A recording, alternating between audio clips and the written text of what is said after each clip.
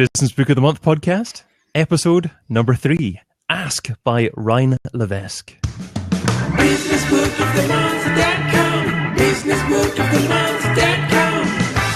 is the Business Book of the Month podcast, and today we're discussing Ask by Ryan Levesque. Each month we're going to be selecting a different business book to read and review and share our thoughts in this very podcast. The intention is to join together as a group and hold ourselves accountable to read one great business book every month.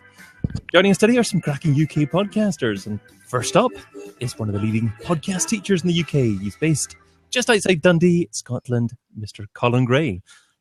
Thanks for joining us, Colin. Oh, thanks for having me. I'm glad I could make it on eventually. It's been a long time coming. He exists, everyone. He does, yeah. He's, honest God. I've had some good excuses, though, I think.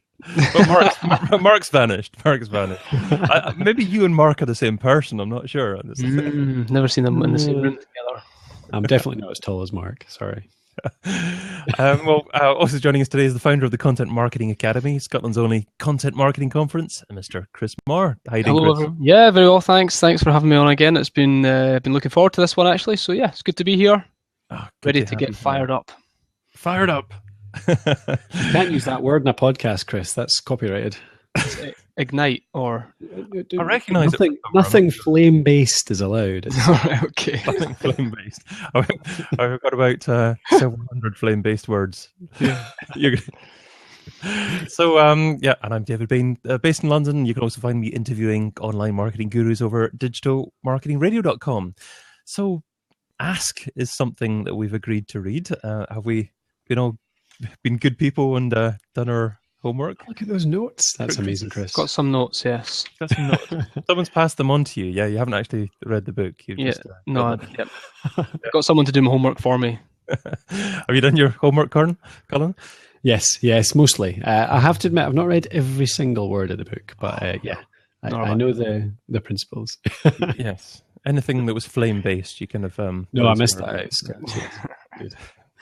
So, regarding the book, we've got Ryan Levesque has apparently used his Ask formula to help build businesses in 23 different industries, generating over $100 million in sales. It's essentially a step-by-step formula to learn how to ask your subscribers about them and their background. So you as a business can actually deliver a much more tailored message, really. A good book on the whole, Colin? I liked it, yes. I kind of flip-flop between my business books, between people not offering enough detail and people offering plenty of detail. And I think this definitely went as far as offering a lot of actionable to-do stuff. So it was definitely on the good end, the crunchy end of the spectrum for me.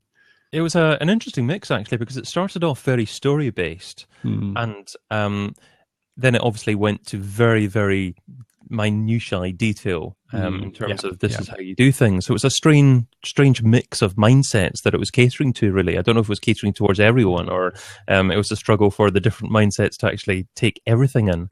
I mean, it's the standard, isn't it? A lot of business books are kind of some simple ideas that are really good, obviously, some great stuff invented by the authors, but then they have to pad them out with the stories. And often the stories give you good case studies, good kind of context around it, but actually you can get away with just reading the detail. And this one, I ended up reading the actionable stuff, the second part first, actually, because I wasn't sure I was going to have enough time to read the whole thing.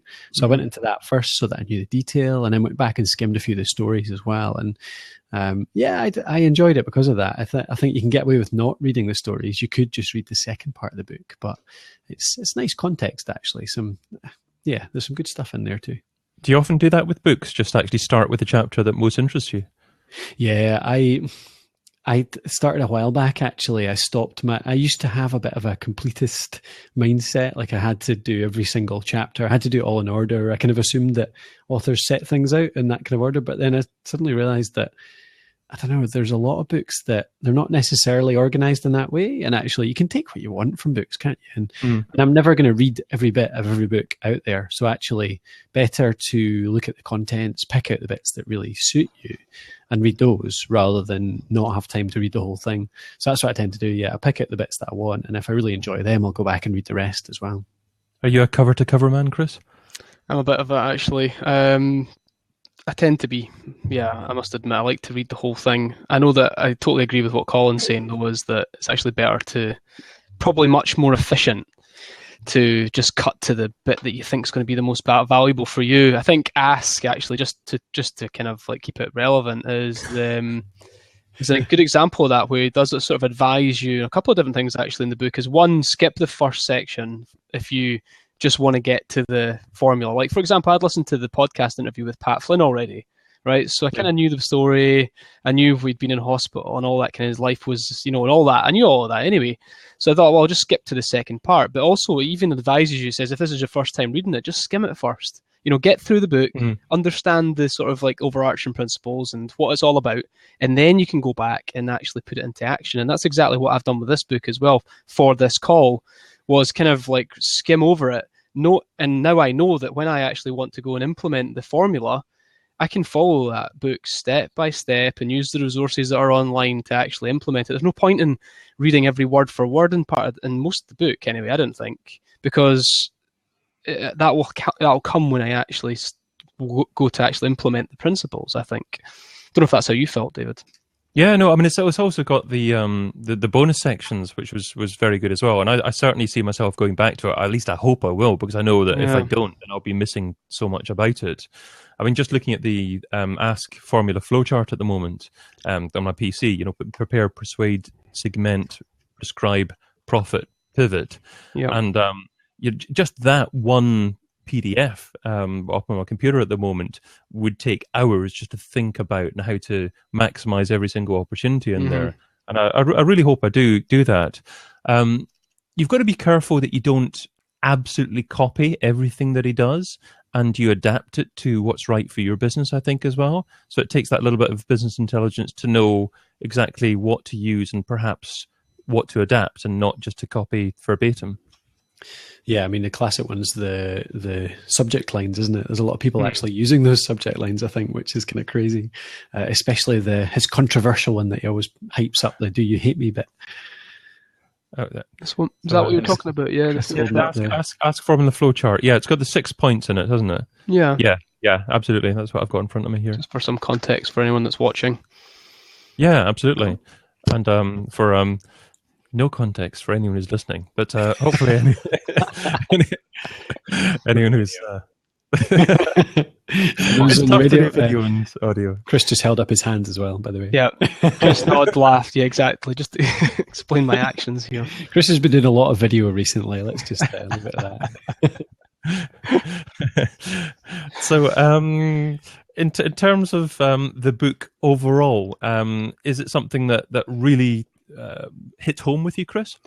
Yeah, I think that over the course of my career, just generally speaking, I've always been interested in surveys and asking customers questions, and we've run surveys before. I've been involved in surveys, especially big surveys with like a huge amount of data, like from sort of like 7,000-8,000 people, all, and I think that in the main, 90% of that was all wrong after reading this book, after sort of realizing that actually we were maybe asking all the wrong questions. I think that's the biggest thing for me, is that, and even just recently we ran a survey for a client as well, based on what they were looking for. They pretty much prescribed the questions they wanted to ask. We just sort of advised on it. And I realize now that actually it would have been far more valuable if we'd had read this book maybe a couple of months ago. We would have been able to implement some of the lessons there. I mean, it's asking the right questions, isn't it, to diagnose the best solution for the problem. And I think that the whole the philosophy of being like a doctor, that's kind of what I got from it, really, is this: you're diagnosing, you're asking questions to get to the root of a problem, so you can provide a solution that fits the needs of your potential customers. Yeah, I think it's I think the principles in there are fantastic.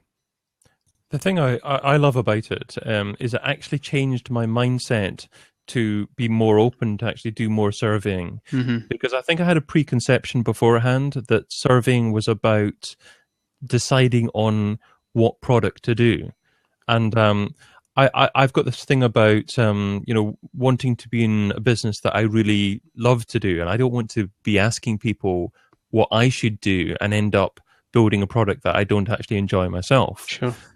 But now I understand that it's more about, well, I can still actually do what I want to do, but I can actually ask what people's challenges are in relation to the products I want to build, and adapt it and make sure I cover the correct areas within the product without actually changing the area that I build a product in. Yeah, it's like you can do even better. It's like you can do what you're doing, but do it better. You know? Exactly. And, yeah, I think it's I felt like the whole just the psychology of asking questions and thinking a little bit more about the questions you're asking, and how you're asking them. To I think it's a great book. I think everybody should definitely read it that's in business, just to get that, to nail that. Even that first survey, the deep dive survey question, I think that's crucial. Yeah, I mean, the question he asks is, what is your number one single biggest X challenge you're struggling with just now? X whatever product you're thinking of developing or developing at the moment. So positioning it as the number one issue with that will focus people's minds to ensure that they focus on their biggest pain in association with that. So their thoughts aren't going to wander at all, and the feedback is going to be very focused to what is pertinent and the most important thing for them as well. So I love the way that's phrased, certainly. Definitely. We've used it. Sorry. You've used that question? I used it recently, actually. I used it in an email. I didn't get a very good response, actually. And I think that I actually need to implement these things in the book. We've actually put it on someone's website in if someone's just visiting the website for the very first time, they might have a question or a problem or a frustration right now, a challenge that they need solved. And when you click on ask a question, that question appears. What's your single biggest challenge? I think it's HR challenge right now. And it allows them to fill in a basic form and send that to the business owner. Colin, I know you've built a course reasonably recently. Did you look for feedback from people before doing that? And if so, did that happen in the form of questions like that? Yeah, definitely. It was actually based off Ryan Levesque's stuff, because it's funny, I heard him for the first time a good 3 or 4 years ago. Would it have been that long? Might not be that long ago, but it was on. It was after UK Pod, so it would have been mid 2014. It's only a year and a half ago. Totally exaggerating. So yeah, a year and a half ago, on the Internet Business Show. And he just outlined his whole thing then, and I hadn't heard of him at all by that point. I don't think the book was out, and I just loved the idea of he only had 3 buckets at that point. I think the pivot wasn't on the end, and there was another step missing as well. And I built it was the struggling question, and I built that into a question that I sent out at the start of this year, and it was the best response I'd ever had from my list whatsoever. I got 65 responses, I think it was, I think I had about 1,500 on the list at the time. And do you know what? There's probably not a massive conversion rate. It's not at all, really. What's that, like 4% or so? So it's not a huge conversion rate by any. In fact, it's a lot less than that. So it's not a huge conversion rate by any means, but it was the biggest response I'd had. So I was impressed. And the stuff I got out of it was amazing too. And I love the way that he talks about finding out the language of your customers and getting your subject lines from it. That's something I took away. It was using the responses that your customers give you to actually take subject lines directly from that. And it was something that I heard on Pat Flynn's interview that you mentioned there, Chris. They were talking about these things that people had called, they were something about the poster child of memory loss was one of his old subject lines. Right. Yeah, I remember that. And that was something that came directly from that, an answer to that question. So a customer had said that. And he said that these subject lines that he chooses from survey responses get way higher response conversions, I should say, than ones he makes up himself. And it makes sense, doesn't it? Because you if you know the material, you're more likely to use words that are maybe overcomplicated or just kind of only known in the industry, jargonized, all that kind of stuff. So yeah, I love it. And I got really good response from it. And did you get back to every single person who actually answered to you personally as well? That one I didn't know. I responded to quite a few of them, probably half maybe. Okay. And I got some really good conversations out of it. But I was surprised with the response to it, obviously. So I just didn't have time to reply to them all, to be honest. Because I've done a few surveys, not the right way, because it's before I actually read this book, and I haven't replied to people, and I kept on having it in my list of things to do. I need to get back to these people to at least thank them, and yeah. I did it again recently, actually. That was at the start of the year. And that was the reason I said that was because you mentioned the course. And that was what informed what I did my first course on. Because by far the biggest questions I had were around launching. It was the fear of launching. It was the struggle, feeling stuck in the mud, feeling trapped. And I named the course Podcast Liberation based on all of that stuff. So it's freeing your podcast from this sort of stuck, trapped feeling. And I've had some really good responses to that name because of that, because I think a lot of people feel in that. And the one I did recently, I sent out just what you're struggling with, quick question. Actually, it was inspired by you, Chris, because you'd put it out. I think it was your one too. And I was struggling for a newsletter content that week. And I went, no, I'm just going to copy Chris and put out my struggling question. And I got some really good responses from that one too. So I replied to all of them, and I'm still struggling to keep up with the conversations that are coming out of that one, actually. That's what's led to a massive email overload in the last week, trying to keep up with the responses to that bloody that episode of the newsletter. All right, if you have an email list of maybe a couple of thousand or so, but if you start to go over 10,000, then it's a bit of a challenge. Yeah, well, I mean, I've only got 2,000 something, 22 or something like that at the moment, and I still got too many to keep up with. That was way too many. And Ryan also says, actually, you need to actually combine and consolidate these buckets until you're left with about 3 to 5. So, I mean, Colin, have you actually got like 3 to 5 different unique segments of people who you talk to differently regarding your course? Yeah, so that's what I'm working on next, and that's what another big thing I'm taking from the book that I hadn't implemented yet. My buckets became quite obvious. So there was those launchers, those people that are stuck. They just need tips on how to get their podcast out there. There were people who are struggling to edit. So there was a lot of people who came back about that. There were people talking about interviews, so struggling to organize and then deliver interviews. So they were my 3 main buckets. And there were a couple of other ones that I'm going to look at as well. But I thought to start with, I'm going to try to separate out those 3. And I plan to, actually this week I've got it in my plans to integrate into my first 5 to 10 emails that people get on welcome to have a question in there about those 3 buckets. So I'm not sure exactly how I'm going to implement it yet, but it'll be asking them a question, basically clicking one of these links if you're yet to launch, if you're struggling with interviews, if you're struggling with editing, and get them tagged then. And then ConvertKit's going to start to send tailored material based on those buckets. So yeah, I'm really looking forward to getting that put in there. Something I've been meaning to for months, but this week I'm determined to get it done. That was the next question I was going to ask you, Colin, actually. But you're with ConvertKit. So Yes. How lately did you actually move over to ConvertKit? Just last month, actually. There were a bunch of us in a group, including Chris, that moved over recently, actually. So we've all been supporting each other and asking questions and all that kind of stuff. I'm not sure even what spurred it. Do you remember, Chris, what the motivator for that was? Yeah, it was Andy Brown. Was it Andy that spotted it? And well, Andy mentioned it, and he was like, I think it was just the tagging. I think it's just the overall simplicity of the actual platform itself. It's really built on workflows. It's not really built for broadcast email, which the founder, Nathan Barry, I think his name is, he said basically that email marketing has been getting done incorrectly. People have been doing it incorrectly for so long that it should really be based on workflows and courses. So he's built a platform for email marketing based around that philosophy. So that's the big difference, really. I like the look of Active Campaign as well. Did you have a look at that one at all? No, but I have heard people have talked about it. Yeah, I've never looked at it. Yeah, me neither. I think it's a bit a higher price, isn't it, than your average one? Is that right? It doesn't start off too badly. I mean, it starts off just I think $9 a month or something like that, but that's maybe only for 500 subscribers, and then it goes up to. Yeah, it looks like a combination of Infusionsoft and doesn't it? It's like kind of Infusionsoft with the workflows and stuff like that. The diagrams. It's marketing automation. Yeah, absolutely. Yeah. ConvertKit's, I don't know. I think it just simplifies the whole email marketing thing. I think it got a bit complicated for a while, and now ConvertKit just kept it really clean, really simple, really easy to use. I'm enjoying it, actually. I really am enjoying the platform. Yeah, I'm liking the fact that you can track where people come from really easily, because you can create a bunch of forms that all have different locations on your website. So you see where people come from. And the tagging that you get in straight away.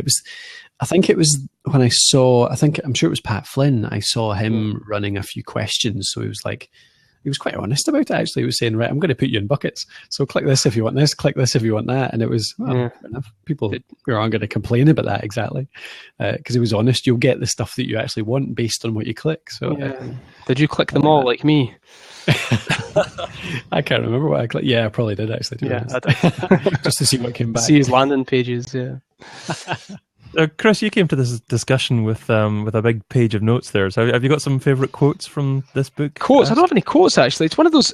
The funny thing about this book is, like you guys mentioned at the start, is it goes into real detail, right? This is almost like a workbook in some respects, isn't it? You kind of like just going right through. I don't have any quotes. I just got like really like some thoughts and ideas from it. I mean, if you want me to pull something from this piece of paper, I think let's go for a concern maybe, or a consideration, right? Does that sound all right? Yeah, sure. I think that for most marketers who like, okay, let's not make any assumptions as such. I think you have to be an analytical type of person to get the most from this strategy. And for some people, it might not be their strongest asset. So I think because a lot of analysis needs to be done. He talks about the survey, even the very first survey, the deep question one. What's your number one single biggest marketing challenge right now, for example? Even when you take the data from that, you're then into a spreadsheet creating formulas to analyze the data to see which data should be, which information you should use, as Colin has sort of identified how you would use it already. I think then going into like even past it, because that's only halfway through the book, the next bit's all about the landing pages, the videos, and just all of that data has to be analyzed at some point to give you any value, really. So I think there's this. I think this is just my thoughts when I was reading the book. I was thinking there's a lot of analysis here. How much time is this going to take me to do? Is it my strongest asset? Is it my strongest skill set to be an analyst? I don't know. I'm just throwing that out there, really. What do you think? That was actually something I really liked about it. Probably because I'm a bit of a geek and I love my spreadsheets, but also just I think that a lot of these kind of approaches come with overall high sort of insight ideas, which are great, but they don't really actually come down to really how you make it affect your bottom line in terms of what you do with it. And I love the whole scoring thing, as in take the length of the response, take whether they will engage with you via phone, take a couple of other things and multiply them all together, and then you'll end up with a thing that gives you your hyper-responsive people. And I'm not sure I entirely agreed with the way he went about it, so I'd maybe fiddle with it a little bit based on my audience, but I love that idea whereby you're actually thinking about the little tiny indicators that show you which customers are most likely to be the buyers. Because I think the big point that was in the book there was that you could have these people that come back and say, I want this, I want this, I want this, and you have loads of those responses, but it turns out that they're not the ones that end up buying from you. So you've got to look for those people that will end up to be buyers, even if they're a lower response rate, and take their opinions. Yeah, I agree. I think it's a great. I want to go into the detail. I really do. I just think that for some people it might not be the thing that they might not find it that exciting. It might be dry and boring for them. I just think that's one of the sort of things I considered there. On the alternative side of that whole thing, the reason that the spreadsheets and everything helps all of that, I think, or the formula, is because it is a formula. It can be repeated. It can be automated or systemized. I think that's probably the thing that I find the most exciting thing about it, is once you've done it once for like a data group or a group of people or a list, it's almost like you can replicate and improve and develop that whole process on automation. Mm-hmm. Yeah, definitely. This is an ideal candidate for a VA, isn't it? You want to get somebody that's just going to do this for you on a daily basis. You don't want to waste your time with a spreadsheet. I wouldn't be surprised if he was actually advised to include the start section by someone else who was actually saying, no, your book's too dry without that. Actually, it's too just formula orientated rather than actually trying to relate with people. Yeah, otherwise it might just be like an ebook or something. I don't know. It could have been, yeah. Yeah. I don't love his emails though. I mean, I've signed up obviously to his list. Perhaps that was just through signing up for the bonus materials, but nothing seems to be personalized. The text is very big. It's HTML, but it's just big blocky text, and it doesn't really appeal to me, certainly. So I mean, it shows you've got to think of your own personality and apply it to that as well. Well, funny you should mention that, because one of the biggest things that comes across in the book isn't just the formula itself, but is your ability is your copywriting skills, right? Because he talks about this, and this is one of the big things that Ryan brings to the table, that he's a great copywriter. Yeah, I mean, perhaps he is to a certain audience, but maybe the style of the message itself actually puts me off. A great copywriter for getting people to fill out surveys, which is totally different than trying to create an emotional connection with someone, I suppose, maybe. Headlines, subject lines, getting that action, that call to action. That's slightly different. That's sales copywriting. That's maybe slightly different. You're right. Yeah, exactly. Would you guys think about putting in the micro commitment survey? So you have the one question that leads you on to other questions, that kind of stuff. I'm tempted to try, or not tempted, I want to try putting into the middle of posts, for example, having the little. So my first question, I think, for that one would be, have you launched a podcast, or are you an existing podcaster? That's my big sort of separator, and then I can bucket people from there. So I quite want to experiment with putting at the very bottom of my posts, or in the middle of a post even, have a little box with that question in it, and just see how many people click the button. Because that was what he was suggesting to me. I wasn't sure I quite got where he would suggest putting that, but is that what you took from it, that you would put that either at the bottom of the post or in the middle of a post, or wherever you collect email signups, and that's in place of an email sign-up form but leads them towards it? I would have to read the book again, I think, to really get where the optimum place to include that is. However, I mean, what I took from that was, I reckon it can be applied to different types of content as well. And when you're producing a podcast, maybe you can test actually having a call to action in the middle section of it, rather than actually towards the end, or perhaps the beginning, and you can test different language, and perhaps even call to action like having a text message. The challenges, of course, with us UK podcasters is there's so many services out there that are focused on the States, and these text subscribe services are focused on the States as well. So I'm not aware of one that's in the UK, but I would like to apply his principles to other types of content as well. Totally agree with that, actually. That's one of the things I got from the book as well, was just the ability to think about the questions you're asking and how you're asking them and what purpose you're trying to serve. So like a text message, it says something like, are you male or female? As an example, like to divide people into buckets, like in what Colin said was like, are you a podcaster or are you not a podcaster? Or what separates you out? What divides the room at a high level? So you can over time slowly sort of like, understand your audience. And I think you can apply it to other mediums. Like I'm not a big fan of the launch formula. I still have, this still doesn't sit with me, having like the launch video, then a survey, and then another video, and then another video. It's just not something that I'm into at the moment. Maybe that'll change. So I would like to try and think of a way to apply this questioning technique to something else as well, that maybe I find would be more appropriate. Does that kind of ring a bell with you, Colin? Do you fancy trying to actually include some kind of call to action or bucketing up of people from a podcast directly?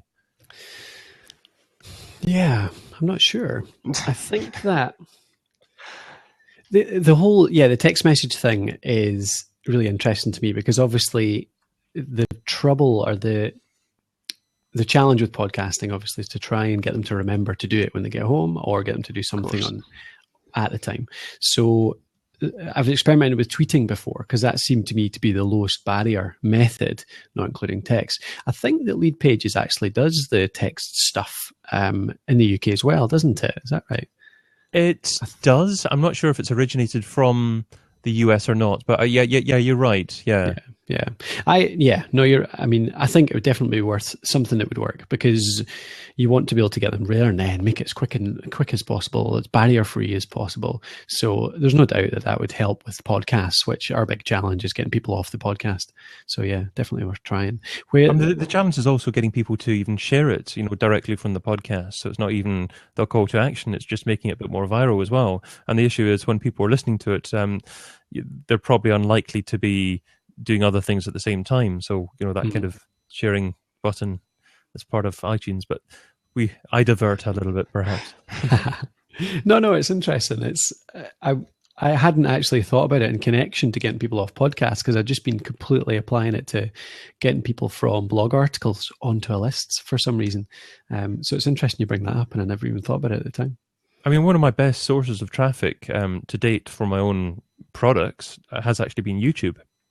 I've got this video on YouTube that has got about 90,000 views, and it consistently drives traffic to a landing page, and people opt in for an ebook from there as well. So and you hear stories of people being very successful with Instagram as well.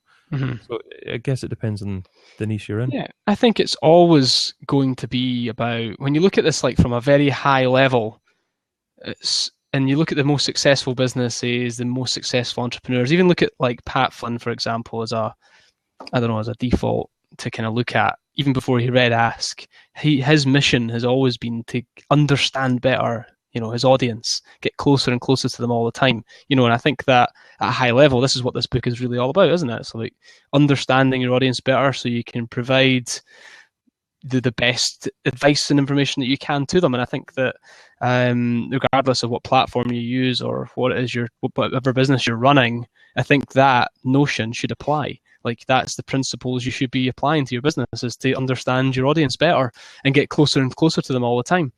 Yeah, and that's what the bucketing leads to, isn't it? The fact that you can understand them, but also that you can not waste their time. That's the big thing for me. It's the fact that I have these two buckets where I've got aspiring podcasters, existing podcasters, and the content is completely different. So if I have them all on the same list, I'm always alienating them in some way. If I send someone about monetization, an aspiring podcaster doesn't care about that. If I send someone about getting onto iTunes, an existing podcaster doesn't care about that. So being able to actually send them that tailored stuff, that's the key stuff for me. Understanding who they are, but to send them something that's really interesting to them. And that's easy to do in ConvertKit, is it? Yeah. Yeah. Okay. Yeah, that is the key thing actually that got me onto it. Just do you know what? I'm sure you can do it even in MailChimp and some other systems, but it just didn't seem as slick, as easy. Yeah. They sold themselves as being the service to be able to send that really, really tailored content, know exactly who people are through the tagging, and to be able to send them stuff automatically and be able to, keep them off the other stuff while you're sending them the one course that you want to, if that makes sense. It's just built better. It's like MailChimp and other platforms have been around for so long that ConvertKit has come in fresh without the legacy, platform, and it's been able to just kind of like come at it from a completely different angle. I think it's just, it just makes that a lot easier. Yeah. So are you going to be bucketing people for the Content Marketing Academy 2016, Chris? Absolutely, already am. Yeah. So we send out, like, another example of this would be a book called Oversubscribed. And it's like a strategy for being sold out before you even sell anything, a ticket for an event or a live event, a workshop. It could be anything, right? And the idea is to get people interested. And it's the same process, same sort of ideas, bucketing. It's saying, if I was to run a workshop this time next year, would you be interested? Click here if this is something you're interested in. And when they click there, they're automatically tagged and put into a bucket, so that then when you can take them down that sales funnel. And I think that it's the same sort of idea, and ConvertKit really lends itself to that tagging, automatic tagging, really clear, really easy. There's only one whole list. You haven't got many lists. You've only got one list, and the tags is the thing that breaks your list down into those buckets. So it's just really simple. The opposite view as well, that it only occurred to me recently, was the taking them off it as well. So it was partly, in fact, it was partly through your emails, Chris, and no negative towards it, but you're sending out things about workshops just now, which are great workshops. Everyone should sign up for them. But actually, I've done one with you, so I don't want to sign up for them. So if I could remove myself from that somehow, then that would be quite useful. Yes. So I'd like to do that with my lists, make sure that people can remove themselves from a certain sales funnel, a certain segment of stuff, while staying on the list. But that's what ConvertKit is. ConvertKit does that, does exactly that. So if I'm managing my list correctly, which clearly I am, you can when someone unsubscribes, when you send a list to a tag, they only unsubscribe from that tag, not the list. Yeah. I think that's and that was the thing I always struggled with MailChimp, because if you send them out, people unsubscribe, they're gone forever. It doesn't matter what you've sent them. Right. So yeah, that was always my worry with that. Yeah. And it's a good point, of course, because people's desires change over time, and so it depends. Perhaps if it's a business list, if their business is growing, maybe the same things aren't appealing to them as used to appeal to them as well. And yeah, you need to give them that option as well. And it's all very well to bucket people from the beginning, but you need to give them that option to change, as you're saying. Yeah, I think there's an overarching lesson in this whole thing actually, which is that you've got to be smart with your email list. You've got to get smarter and smarter with it all the time, I think. And that's one thing I'm learning all the time as well, is just instead of sending an email to everybody, try and figure out how you can break it down so you're sending the right message to the right people at the right time. And I think you get closer and closer to that all the time, if you are actually consciously trying to get better at it. And I think that most people probably aren't really trying, to get better at it. And I think this book, Ask, is just another example of trying to improve the way that you communicate. Yeah, it's one of those things, mail broadcasting, newsletters, whatever you want to call it, that has a pretty default method, doesn't it? You just send something every week, and that's what people do. You send out something nice every week, and you assume that people just grow to trust you, grow to buy your stuff because of that. Nobody's really experimenting with the more innovative. Well, not nobody, not many people.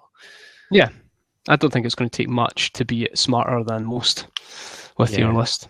In fact, is it not ConvertKit's tagline, or somewhere on their website they say never send a broadcast email again, something like that.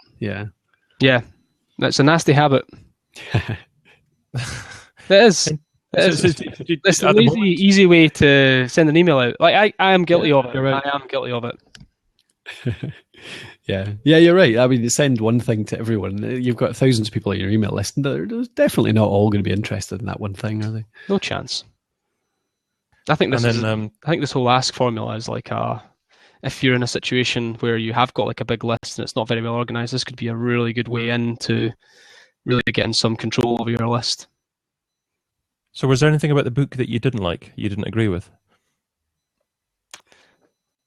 I have got another sort of consideration actually. Talks about sales funnels a lot. I think if you don't have any clue what your sales funnel is, you're probably going to struggle with this. Okay, so you need to have a certain background. Well, I think you need to at least have an understanding of how you get customers. If you're early on in your business and you're just kind of going out and you've got one product, or you're doing one thing, I don't know, say it's consultancy in any industry, and you're just going out and you're getting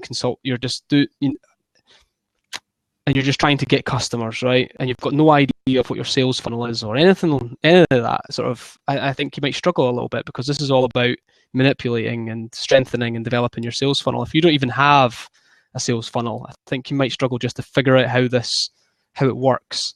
But that's just a thought. I don't know what you guys think of that.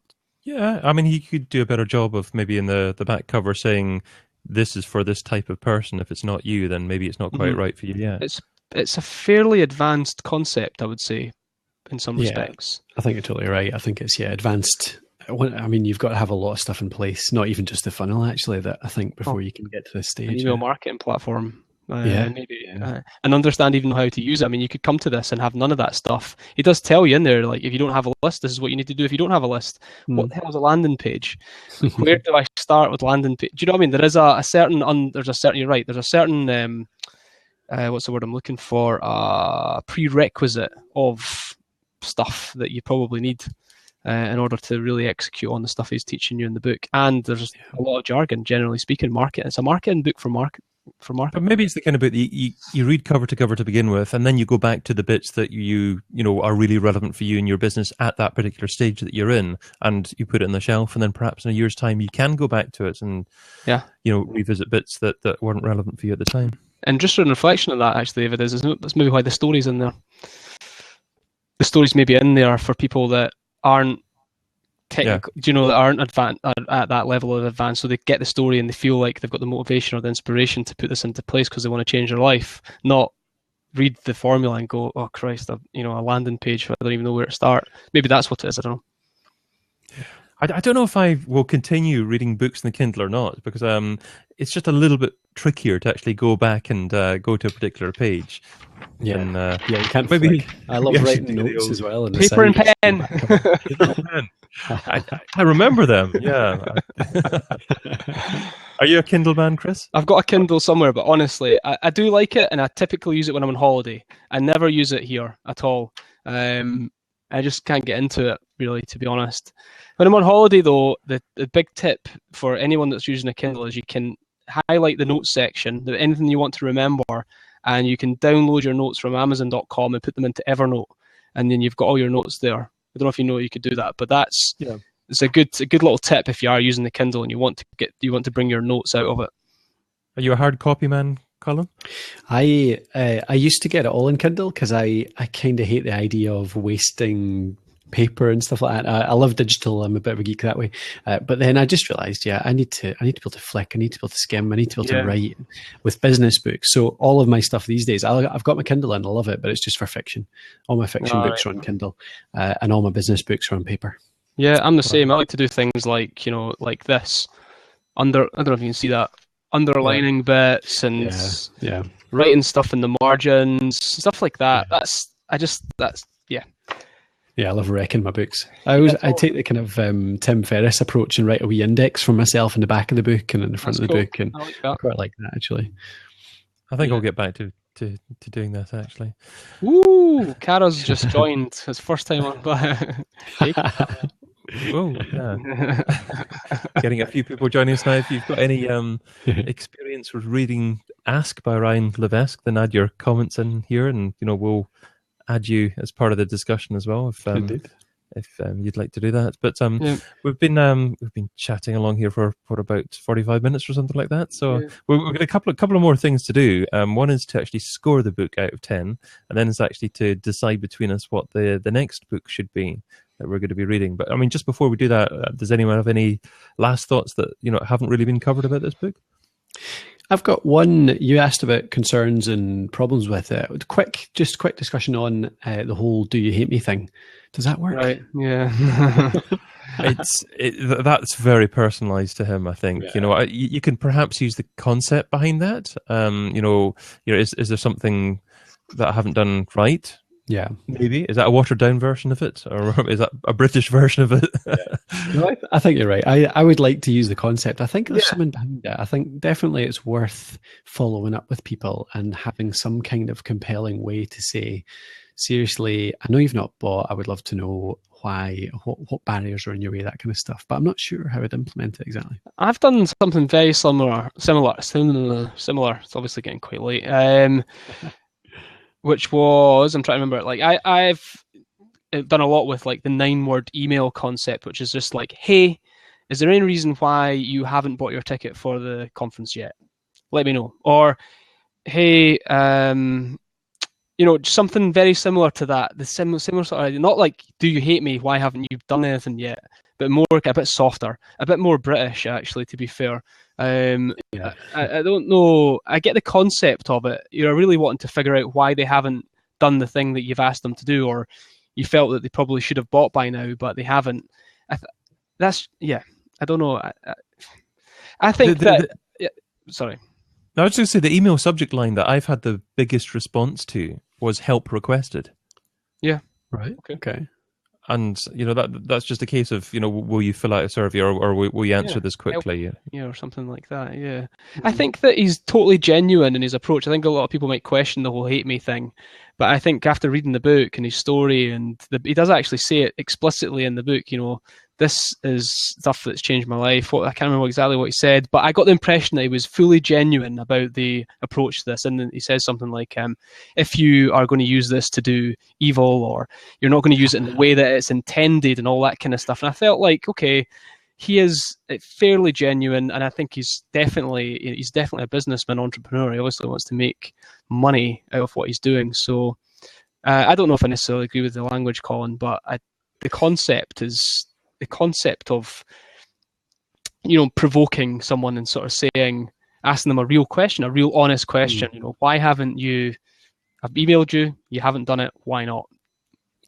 In a less brutal sort of way.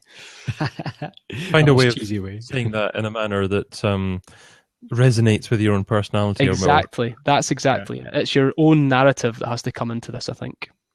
Mm-hmm. So that probably brings us up nicely to a score out of 10.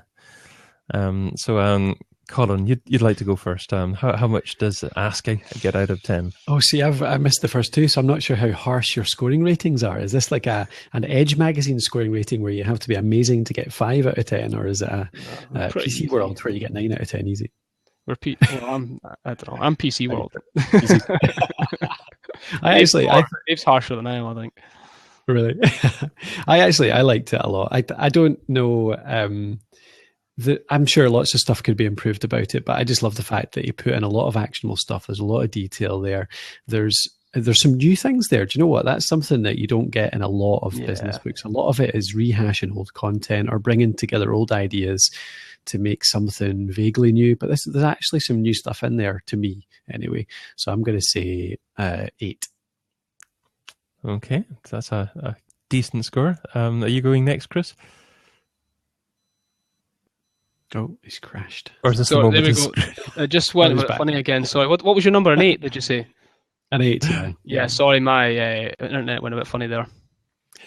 Okay. I think I totally agree with what you're saying, Colin. There's like new stuff in there for me, a bit of a revelation around asking questions, the survey, the automation, the systemization, the buckets, all that stuff sounds like exactly what it is that I need to do. This next step for me is that. So personally, I give it a 9 out of 10. I think it's got me excited about the potential to not only learn more about my potential customers, but getting better at providing them with, content for one thing, using their language in my own copywriting, stuff like that, and matching, their problems, their needs with solutions that I could potentially bring to the market for them as well. So I think there's a lot in there for me, definitely.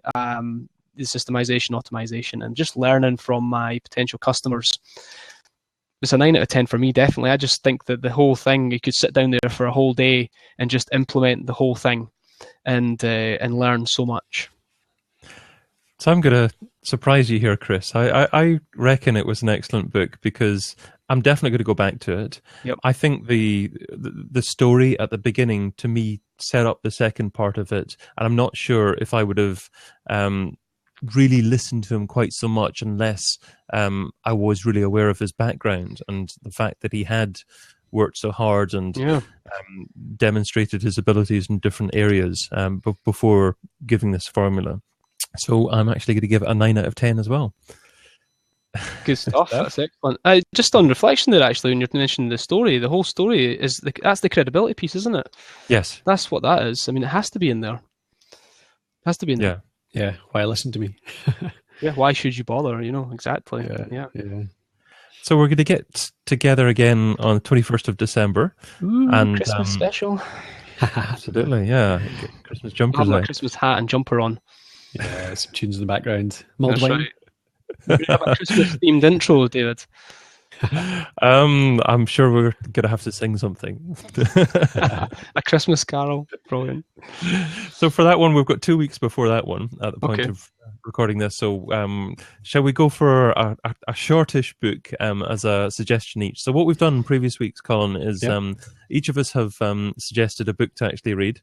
And we've asked people listening in, hopefully if there's a couple of people listening in, to give us props based on what we select, and that will decide who actually gets the chosen book. I was just looking at the prop scores there. Colin's a little bit ahead anyway, so maybe do we top them up? So top you up to 53, right? That's okay. That's a good one. There we go. Oh, somebody's moving. Whoa! Hey! Wait now. Right? Oh, there we go. We're going up to 70. Oh no, we're up to 75. Let's say the books then.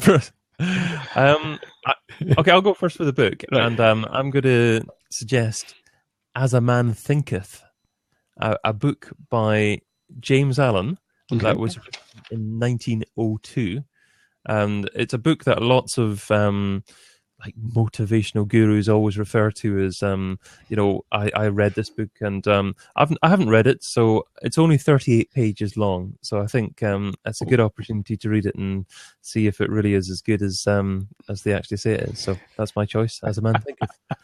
He's just going round and putting one on each one now. Thanks, What's your book, Chris? Stephen. Thanks for that. Right, I've got two options. Okay, I'm allowed to have two options. I need to pick one. I've got to pick You one. can only vote one. Yeah. Okay. Right. Okay. I'm going to go for The Go-Giver. Okay. Okay. By Bob Burg. I was going to say Brian Burg. Bob Burg. Right. It's a parable, story-based, very skinny, easy to read. All about all about networking, how to get most out of your network, how to basically meet people, and how to. It's more of a personal development book, but very much relevant to business today, I think. So, Go-Giver is my book. So I've got the Kindle. I've got a little bit of paper that says my book. What's your book, Colin? Well, I'm going to say one which is I'm not sure if it's relevant to this or not, but I'm going to say it anyway because I think it taught me a lot about business, and that's because I'm reading The Alchemist just now. There's so much in there that is about personal development and how you can approach things and problem solving and things like that. And I'm really enjoying it. And also, it's a bit of a cheat because I'm halfway through it, so I don't need to finish it all before the next time. So The Alchemist. The Alchemist. Okay, The Alchemist, As a Man Thinketh, or Go-Giver. Go! And the props stay exactly the same. This is just going to be tragic. This is not going to work. Stephen, you've got to make the decision here. Yeah, go for it. Oh no, Karen, which one do you want? Well? You only need to actually make one vote. The next vote does it. The next vote does it. We've got Cara, Gail, Chris. Who else is here? Stephen's still here. Colin's book's called The Alchemist. The Alchemist. It is a fictional story. Oh, there we go. Colin gets it. Excellent. It's a great book.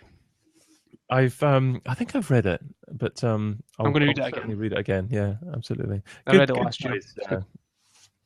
Okay, let's just finish off reminding people where they can find you online. So, Colin, where can everyone find you online? You can find me at thepodcasthost.com, where you can find all my podcasting rambles.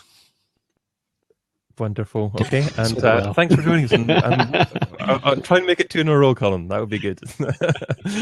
And Chris, where can folk find you? Yeah, it's been great being on the show again. Really enjoy it every time. I'm looking forward to next month when we're doing The Alchemist as well. My name's Chris Marr. This month, yeah, in a few weeks' time. My name's Chris Marr. I'm based in Scotland on the east coast of Fife. You can find me on Twitter at ChrisMarr101, or you can visit our website, thecontentmarketingacademy.co.uk, and have a look around and see what we're all about. But connect with me, let's have a conversation, and I'll catch you all next time. Superb. Thank you, Chris.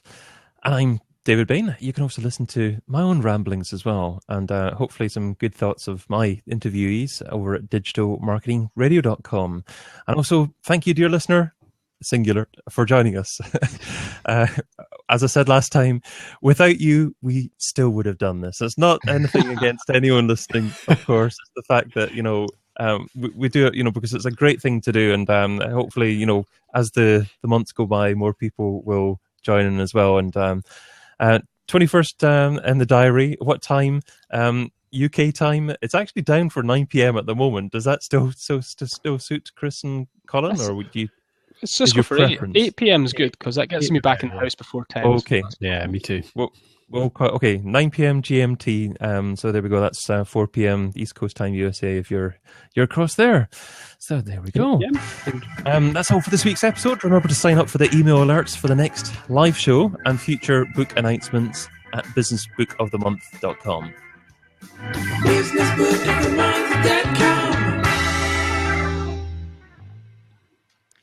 And